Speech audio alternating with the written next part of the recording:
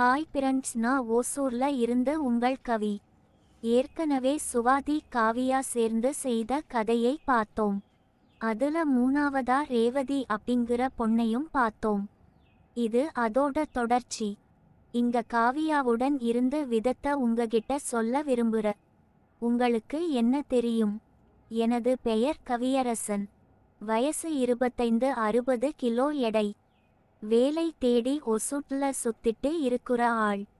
மே மாதம் college leave. அதனால் ஏதும் பண்ண முடியல. ஜூன் 8ஆம் தேதி காலேஜ் ஓபன் ஆச்சு. காவியா காலேஜுக்கு பஸ்ல போவா. அதனால பஸ் ஸ்டாப்ல நின்னுட்டு இருப்பா. நானும் அங்க போய் அவளை சைடு அடிச்சிட்டு இருந்த. காவியா இளம் வயசு. அக்காவை விட 3 வருஷம் சின்னவ. என் கழுத்து வரை உயரம் இருப்பாள். கதைக்குள் வருவோம்.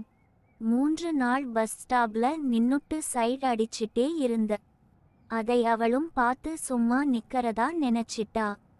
4ஆம் நாளும் சைடு அடிக்க நெருங்கி வந்து, அண்ணா வேலை தேட போகலையா?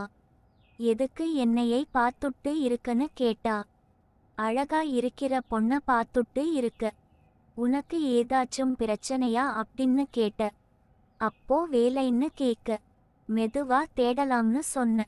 அழகான பொண்ணுங்கள சார்க்கு பிடிக்குமோ என காவியா கேட்டா. ஆமா, அழகான பொண்ணுங்கள பார்த்து முழுசா மார்க் கொடுப்ப அப்படின்னு. சரிங்க அண்ணா, இங்க யாருக்கு மார்க் போடுறீங்கன்னு கேட்டா. அதுவா, காவியான்னு ஒரு அழகான பொண்ணு இருக்க, அவளுக்குதா. ஓ, அவளுக்கு என்ன மார்க்? ரொம்ப அழகா அவ என்றாள். அவ எனக்கு ரொம்ப ஸ்பெஷல். அவ வயசுக்கு 10க்கு 8 போடலாம்னு சொல்லும்போதே பஸ் வர போயிட்டா. அடுத்த நாள் காலையில் அவங்க ஓட்டல்ல சாப்பிட்டே சைடு அடிக்க. அவளும் என்னை நோட்டம் விட்டாள்.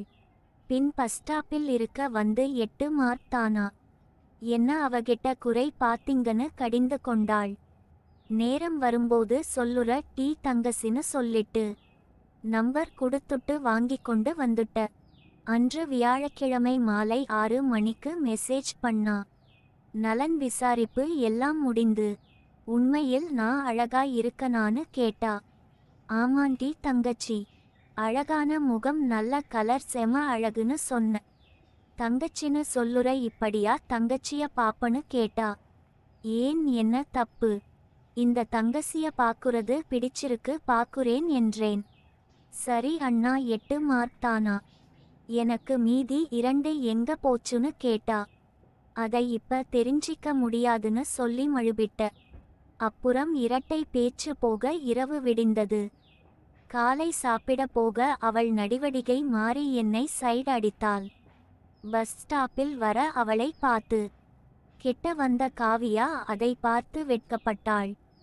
அன்று இரவு மெசேஜ்ல, சார் இன்னிக்கு நல்லா இருந்தீங்க போலன்னு மெசேஜ்ல கேட்டா.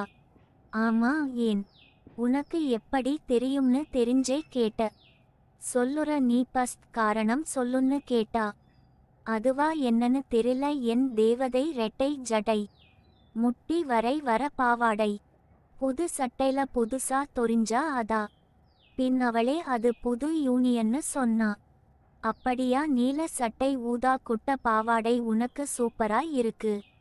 இதுக்கு முன்ன பாதம் வரை பெண், இப்ப முட்டி வரை பாவாடை. காலேஜ் டீம்க்கு நன்றி என்றேன். ஏய் என்று போலியாக கடிந்து கொண்டாள். பின் அண்ணா, நீ இப்படி பேசுறத பார்த்த. அதுல எக்ஸ்பீரியன்ஸ் இருக்கு போலன்னு கேட்டா. எதுல டீ அப்படின்னு புரியாதவனாய் கேட்டேன். டேய் நடிக்காதடா, உனக்கு தெரியாதுன்னு என்ன நம்ப சொல்லுறல? இல்லடி சாரி, தெரியும். ஆனா எக்ஸ்பீரியன்ஸ்ல இல்ல டீ தங்கச்சின்னு சொன்ன. காவியா நம்பிட்ட அப்படின்னு மெசேஜ் அனுப்புனா. ஏன் டீ, நீ வேற வாய்ப்பு அமையல பண்ணல பா? என்ன விடு, உனக்கு எப்படின்னு மெசேஜ் பண்ண. டேய், ஓவரா போற. பெரியவன் நீயே, அப்படி இருக்க நான் எப்படி எக்ஸ்பீரியன்ஸ்ல அப்படின்னு பிரண்லியா சொன்னா. அப்படியே சேட் செய்து அவளை தூண்டி விட்டேன்.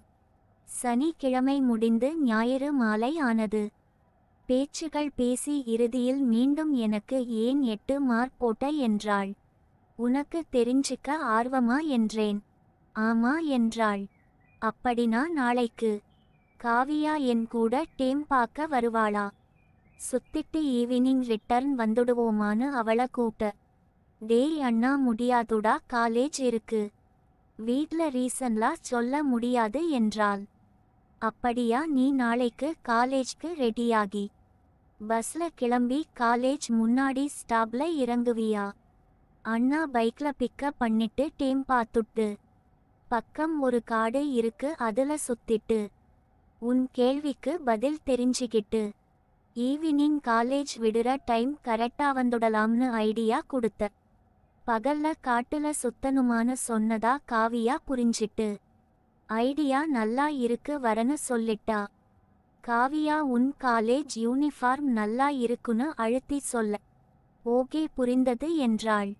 அடுத்த நாள் காலை 8 மணிக்கு எல்லாம் பஸ் ஸ்டாப் இருவரும் வந்தோம். திட்டப்படி காவியாவை பிக்கப் செய்து கொண்டு கிளம்பினேன். பைக்கில் போகும் போது இன்னைக்கு என் ஏக்கம் உன்னால தீரும்னு நினைக்குற என்றாள். நானும் நிச்சயம் என்றேன். 30 கிலோமீட்டர் தொலைவில் உள்ள கௌவரப்பள்ளி அணைக்கு விரைவில் வந்தோம். 1 மணி நேரம் டேமை சுற்றி பார்த்து போட்டோ எடுத்து முடித்து 9:30க்கு பைக்கில் கிளம்பினோம். ஒரு 5 கிலோமீட்டர் மண் சாலையில் போக அடர்ந்த ஆள் நடமாட்டம் இல்லாத காடு தென்பட்டது. பைக்கை காட்டின் துவக்கத்தில் மறைத்துவிட்டு உள்ளே நடந்த 4 பக்கமும் செடிகள் இருக்கும் புதரை பார்த்து ஒரு வழி ஏற்படுத்தி உள்ளே போனோம்.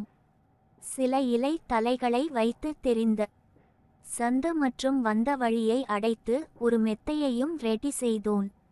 பின் காவியாவிடம் உன் மொத்த ஏக்கமும் இன்னிக்கு போய்டும் என்று அன்று அவள் நினைத்ததை விட அவளை சந்தோஷப்படுத்தினேன்.